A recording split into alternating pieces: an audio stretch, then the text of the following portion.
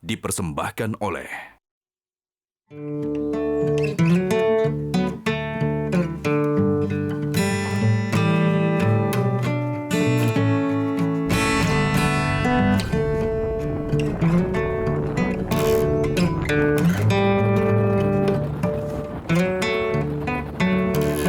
Perjalanan saya dan tim Bakti untuk Negeri Ekspedisi Nusa Tenggara Barat akan menuju ke Kabupaten Dompu. Guna melihat banyak potensi yang masih terpendam, namun kaya akan nilai, khususnya dari sektor pertanian dan juga sektor pariwisata. Waktu perjalanan saya dan tim pun sementara harus terhenti karena terkendala teknis. Di luar dugaan, salah satu ban mobil ekspedisi sepertinya bermasalah. Monitor mobil 1, ban mobil 2 bocor nih, kita harus minggir. Oke, kita berhenti di depan. Ya, thank you.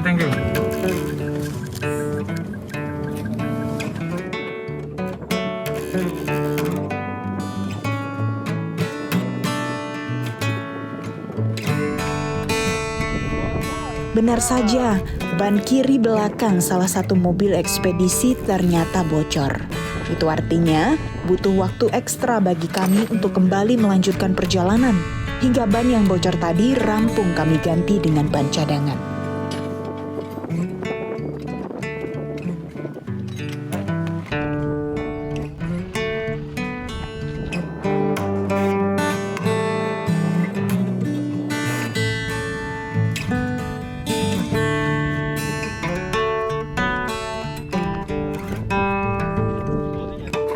Oh ya, segala sesuatunya perlu dipersiapkan dengan matang jika kita akan melakukan perjalanan jauh.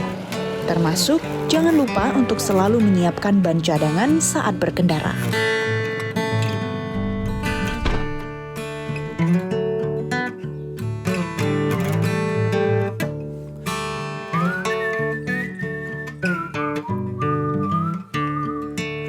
Roda waktu terus berputar.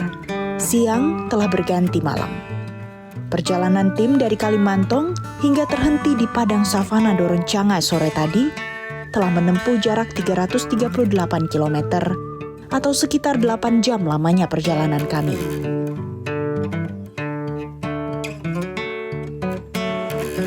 Belum lagi durasi waktu harus bertambah saat tim mengganti ban mobil ekspedisi.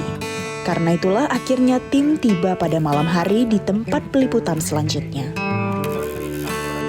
Inilah tujuan kami ke Dompu, menikmati salah satu hasil bumi terbaik negeri ini, kopi yang berasal dari lereng Gunung Tambora. Di kedai kopi Lanisa. Bang Yani, ini sudah berapa lama berdiri kedai kopi yang sederhana tapi kopinya enak nih? Kalau untuk Lanisa Kopi ini dari tahun 2016, kita full menggunakan kopi Robusta Tambora. Jadi kopi Tambora ini kita ambil di kaki Gunung Tambora, tepatnya di Desa Pancasila. Bang Yani kenapa memilih kopi dari Tambora? Keunggulannya apa? Ya, karena memang yang pertama kita adalah orang lokal, jadi kita perlu memaksimalkan apapun yang menjadi potensi di daerah kita sendiri gitu. Apa perbedaannya ketimbang kopi-kopi lain? Ya, untuk spesifikasinya kopi Robusta Tambora ini tumbuh di kaki Gunung Merapi ya, tentu memiliki kandungan mineral tanah yang bagus sekali gitu. Dan dengan metode tradisional roasting tentunya ada perbedaan rasa untuk kopi-kopi yang ada gitu. Sebenarnya tradisional roasting yang ditawarkan untuk pecinta kopi yang ada di sini itu perbedaannya apa sih dari yang metode kebanyakan lainnya? Ya, tentunya di sini kita menggunakan peralatan roasting yang sangat manual banget ya. Jadi dengan menggunakan kayu bakar, tumpunya dari gerabah gitu. Itu pun merupakan salah satu atensi yang benar-benar membuat kita tuh bisa diundang untuk ikut kopi tasting di Italia karena memang menggunakan tradisional roasting itu. Bang Yani belajar dari mana nih? Ya, pertama saya belajar di Tambora sendiri dengan petaninya sendiri. Dengan otodidak sih ngelihat mereka itu bagaimana cara mereka merosting, mulai dari pengumpulan kayu, terus pembakarannya, terus cara roasting kopinya gitu. Itu sih.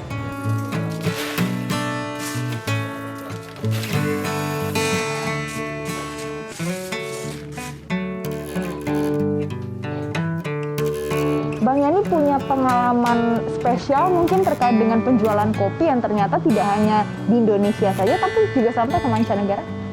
Ya, kemarin tahun 2018 kita diberi kesempatan ya untuk ikut sebuah event yang namanya dari Slow Food Foundation. Nama eventnya itu Terra Madre Solano del Gusto. Gitu. Jadi kita di sana membawakan kopi, khususnya Robusta Tambora gitu, ke sana untuk dilakukan kopi promotion dan juga kopi tasting di sana. Dan saat itu satu-satunya kopi Indonesia yang diundang ke sana itu satunya kopi Robusta Tambora. Kopi Robusta Tambora. Sejauh ini Bang Yani, semua yang datang ke kedai kopi ini datangnya hanya dari sini saja atau mungkin dari luar juga? Ya, jadi karena memang di sini kan tempatnya transit ya untuk daerah dari Bali ke timur Indonesia, biasanya teman-teman bule sering mampir ke sini ngopi juga gitu. Jadi mereka udah tahu kopi Tambora tuh mereka cari banget gitu. Tapi carinya juga dari ini ya, dari Gawa ya semuanya. Iya, ini searching. untuk pemasarannya biasanya Bang Yani melakukannya dari fasilitasnya apa saja?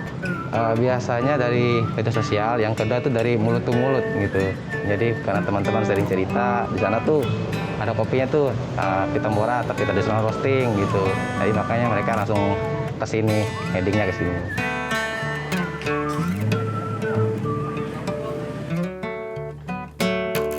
Tadi kan Bang Yani sudah menceritakan keunggulannya. Mungkin ada hambatan selama kedai kopi ini beroperasi sampai hari ini? Kendalanya hanya di pada saat kita mendapati order yang banyak, sedangkan kapasitas kita ini terbatas sekali gitu. Karena satu kali roasting biasanya 1-2 kilo aja gitu.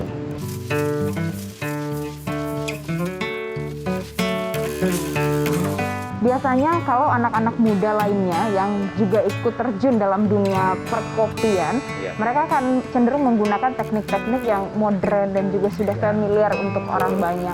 Apa pesan dari Bang Yani terkait dengan Bang Yani selalu mengangkat yang tradisional, unik, dan khas? Apa pesannya untuk para pengusaha kopi di luar sana?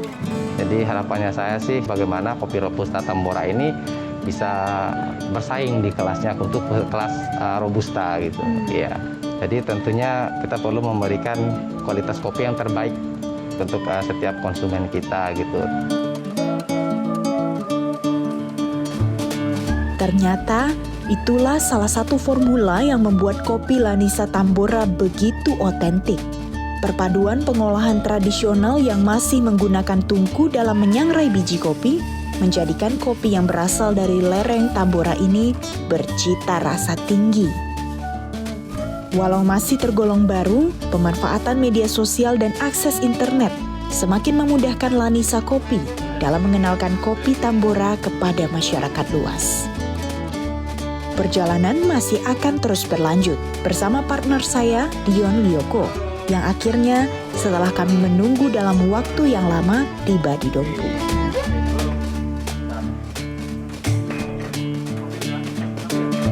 Nantikan sesaat lagi hanya di Bakti untuk Negeri, Ekspedisi Nusa Tenggara.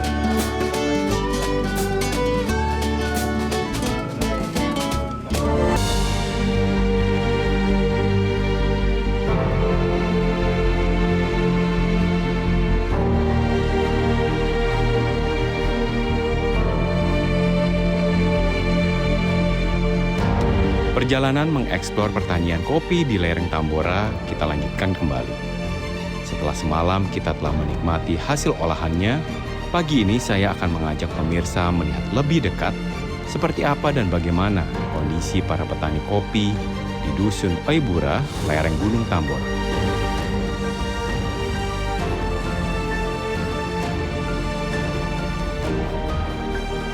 Oke pemirsa, ini adalah perjalanan yang kami harus lalui dengan medan yang sangat terjal dan juga bergelombang. Dalam perjalanan ini untuk menuju ke perkebunan kopi di Desa Oibura, tepatnya di kaki Gunung Tambora.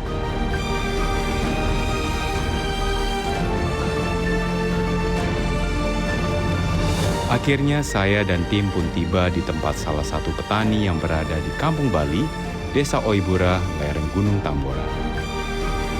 Wah, ini jadi greenhouse-nya Bang Komang nih ya? Iya. Nah, Bang Komang sendiri punya luas kebun kopi itu berapa hektar? Saya hanya 3 hektar. 3 hektar. Ya, ada isinya juga ada kopi, ada kakao, ada jeruk, ada. tumpang sari dia. Sebenarnya memang di petani di kawasan Dompu ini Ya, rata-rata punya berapa luas sih untuk kebun? rata-rata per kepala rumah tangga itu ada 1-2 hektar. 1-2 hektar. Kalau 1 hektar sudah pasti sudah punya semuanya rata-rata 1 hektar itu. Itu sekali panen tuh dalam setahun bisa berapa kali, Pak? Kalau rawatannya bagus, rata-rata 1 hektar itu bisa menghasilkan 1,5 ton sampai 2 ton. Kalau rawatannya bagus, tapi kalau standarnya 500 kilo sampai 1 ton. Apa yang menyebabkan kopi itu hanya sekali dalam setahun itu gitu? Dia memang setahun sekali musiman dia, bukan dia kayak kakao ini kan dia tidak kenal musim, Ya. tetap ada gitu. Kalau memang kopi setahun sekali musiman dia. Kalau kopi Tambora sendiri, apa sih yang menyebabkan punya ciri khas? Ciri khas kopi Tambora ini satu di sini untuk ketinggiannya sudah memenuhi syarat 650 mdpl. Terus pengaruh juga letusan Tambora. Ya. Sini kan sumber daya alamnya, tanahnya pengaruh juga. Ya. Satu juga varietasnya banyak. Varietasnya banyak. Kalau Robusta banyak sekali, hampir bisa disebut satu. Ada BP, Jember, Sumber Asin, Kimbun, Malangsari. Karena mungkin dari tumpang sari itu ya? Iya. Coklat Kadang ada frutinya juga. Kadang-kadang di vine Robusta ini ada frutinya juga keluar. Karena dia mungkin kebetulan dekat ada kebun jeruknya, ada banananya juga. Gitu. Itu muncul dia dengan sendirinya. Hasil bumi Ibu Pertiwi sangatlah kaya. Namun dilema kerap kali terjadi ketika kekayaan alam negeri ini tak jarang kurang dihargai di tanah sendiri. Tadi kan Bang Komang Iya. cerita kalau memang kopi Tambora itu banyak dipasarkan ke Bali, ke Iya. Lombok juga Iya. gitu. Nah, apa sih yang memang menyebabkan sampai akhirnya tuh dari Bali dan juga Lombok tuh mau mendistribusikan juga dan juga memakai kopi dari Tambora ini gitu? Ya, karena saya kan zamannya kan zaman online. Iya. Saya juga usahanya ya pakai IG, pakai WA gitu. Ya kebetulan juga di sini sinyalnya kurang bagus. Ya otomatis kadang-kadang kami turun sampai Pancasila di Puskesdes di sana. Oke, ya ada wifi di sana dari Bakti. Bakti. Kalau sinyalnya bagus kan enak. Saya kadang-kadang di rumah teman-teman kirim dari kemarin sekarang masuk. Kalau nggak cari tempat-tempat taruh di atas TV, di atas lemari, itu pun ya kadang-kadang masuk, kadang-kadang enggak juga. Seberapa penting sih akses internet ini untuk memasarkan kopi Tambora untuk secara luas? Penting sekali, Mas. Jadi tanpa adanya internet ini, ya kami pun di sini susah.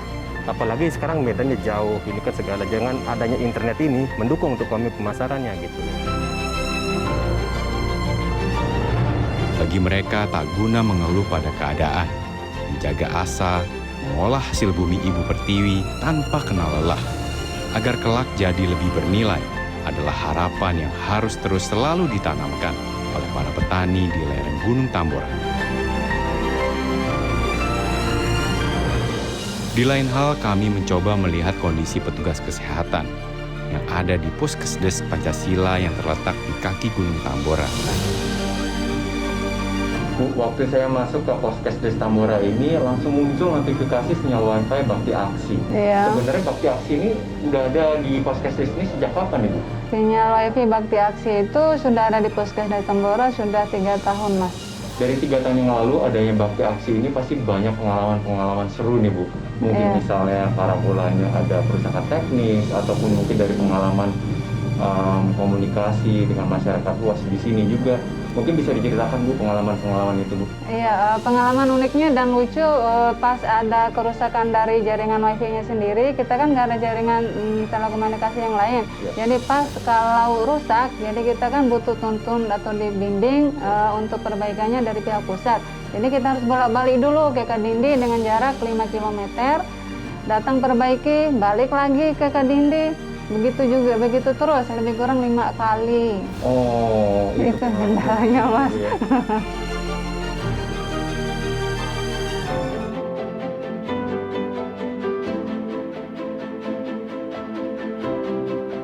Sejak dibangunnya parabola ini, seberapa besar sih Bu manfaat akses internet di desa Tambora ini Bu? Ya, manfaatnya sangat banyak sekali, Mas.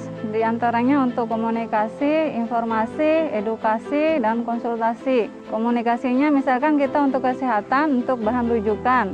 Kalau kita merujuk, jadi kita bisa komunikasi sama dokter untuk menangani kasus-kasus darurat emergensi. Kalau untuk edukasi, kita dapat memberikan informasi kepada masyarakat yang tadinya mereka belum tahu menjadi tahu, yang tadinya sedikit informasi, jadi mereka lebih banyak lagi informasi.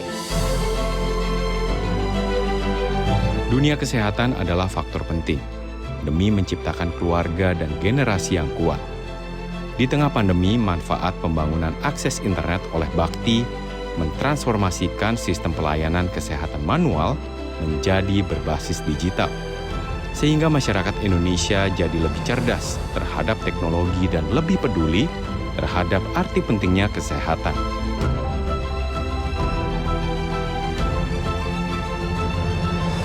Perjalanan tim Bakti untuk negeri ekspedisi Nusa Tenggara Barat masih akan terus berlanjut. Jangan kemana-mana.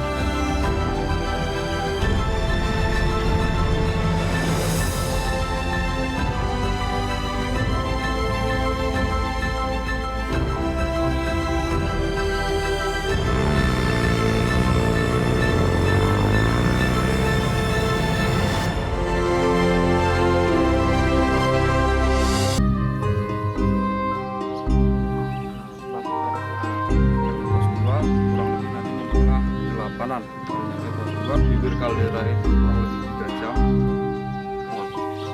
Tapi mana titik-titik yang menjadi favorit teman-teman yang tahu? Jika di episode ketiga Bakti untuk negeri ekspedisi Nusa Tenggara Barat, Valen telah mengeksplor Gunung Rinjani di Pulau Lombok. Pagi ini, saya dan tim berkesempatan melanjutkan ekspedisi di salah satu gunung berapi aktif yang terletak di Pulau Sumbawa menuju Gunung Tambora. Pembagian wilayah Gunung Tambora sendiri terletak di 2 kabupaten, yaitu Kabupaten Dompu yang mencakup lereng bagian barat dan selatan, serta Kabupaten Bima yang mencakup lereng bagian timur dan utara.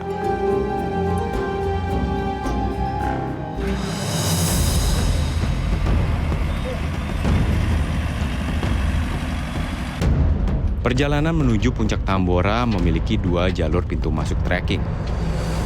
Yang pertama, kita bisa melalui Dusun Pancasila yang berada di Kabupaten Dompu, dan yang kedua via Doropeti. Selain jalur trekking, pendakian menuju Puncak Tambora pun menawarkan sensasi yang berbeda, yaitu jalur off-road melalui jalur Doroncanga, Desa Sorotatanga. Karena alasan waktulah saya dan tim memilih jalur tersebut dalam perjalanan menuju Puncak Tambora. Pagi ini saya bersama Bapak Junaidi selaku Kepala Balai Taman Nasional Tambora melalui jalur pendakian Doroncanga, dan jalur ini adalah salah satu jalur pendakian yang bisa dilalui dengan mobil off-road dengan jarak 20 km dan waktu yang harus ditempuh 3-4 jam. Gitu Pak ya?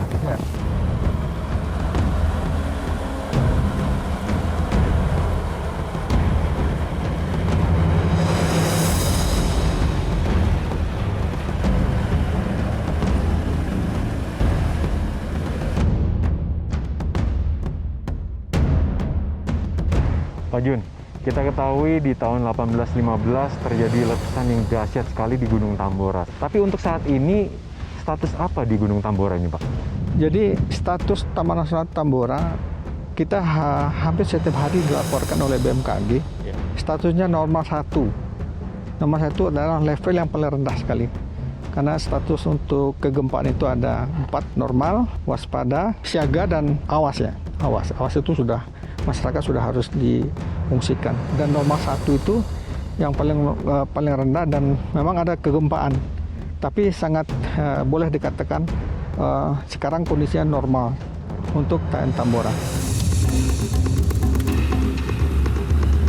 Pemberhentian terakhir mobil off-road menuju Puncak Tambora adalah pos 3, di mana tim harus melanjutkan ekspedisi dengan cara mendaki menuju Puncak Tambora yang masih menyisahkan kurang lebih 2,2 km lagi.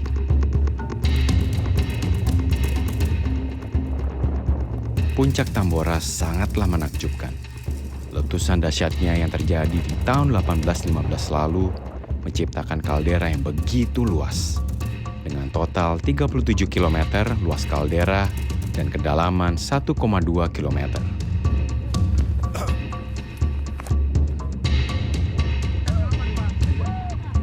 Oke Pak Jun, dari data terakhir di tahun 2019 nih Pak, jumlah pengunjung ataupun pendaki di Tambora ini rata-rata perharinya berapa sih Pak?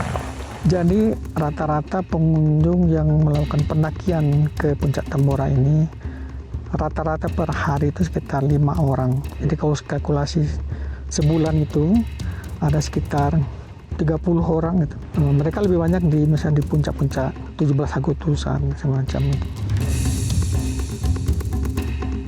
Untuk masalah komunikasi nih Pak, di sekitar kawasan Taman Nasional Tambora ini ada berapa titik untuk bisa mengakses komunikasi Pak? Jadi dari titik kita berdiri ini jalur Doroncanga namanya. Hampir tidak ada sarana komunikasi yang memadai untuk bisa menyampaikan informasi. Artinya ada blank spot di sini, tidak ada alat komunikasi. Memang pada titik tertentu bisa menyampaikan informasi, tapi sangat sedikit sekali kita bisa bagaimana bisa berkomunikasi dengan pihak luar.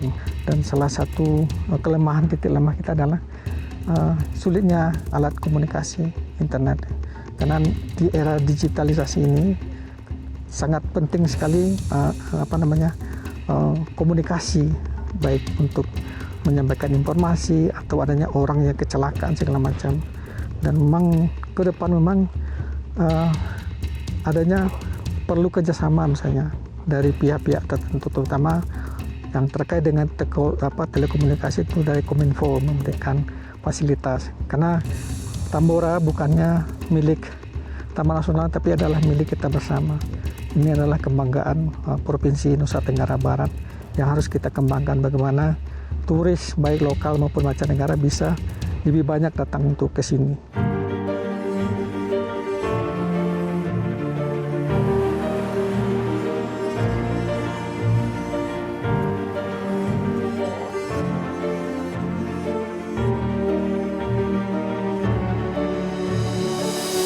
Selama perjalanan saya dari Dusun Pancasila di kaki Gunung Tambora menuju ke Kota Dompu itu, saya tuh merasakan ada beberapa titik kehilangan sinyal nih Pak. Tapi sebenarnya tuh di daerah Dompu itu sebenarnya tepatnya ada berapa blank spot Pak? Jadi di Kabupaten Dompu ini setelah kami melakukan survei terhadap sinyal, itu terdapat 8 titik yang merupakan daerah atau area blank spot itu. Jadi semua kecamatan itu ada tersebar gitu, terutama di daerah-daerah pariwisata, contohnya Gunung Tambora dan Doroncanga gitu. Itu masih blind spot.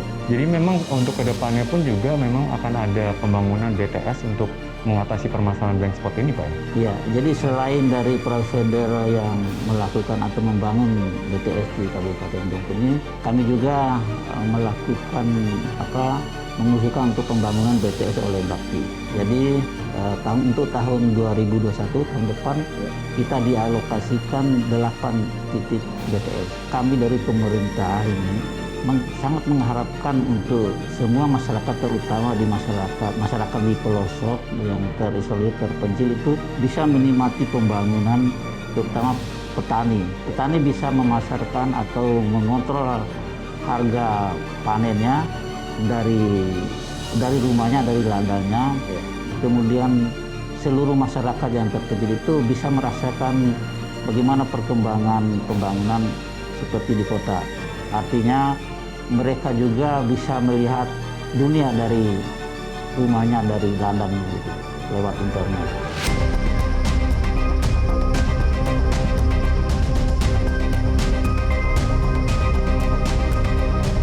Kekayaan potensi alam sebuah wilayah seakan tak bernilai jika masyarakat dari bangsa ini selalu menjadi negara konsumtif yang tak menghargai hasil bumi Ibu Pertiwi.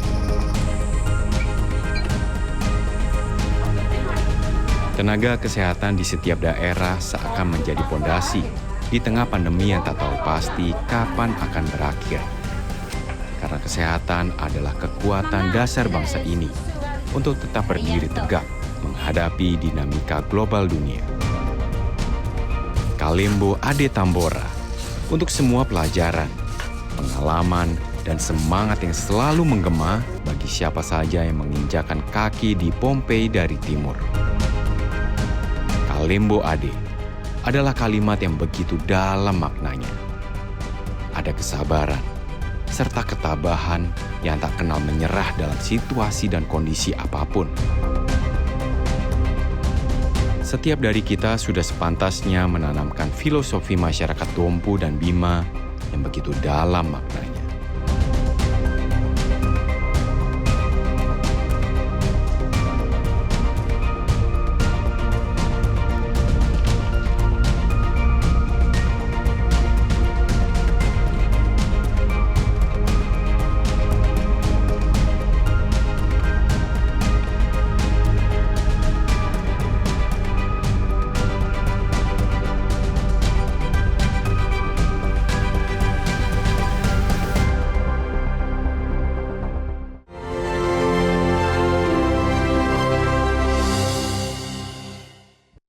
Dipersembahkan oleh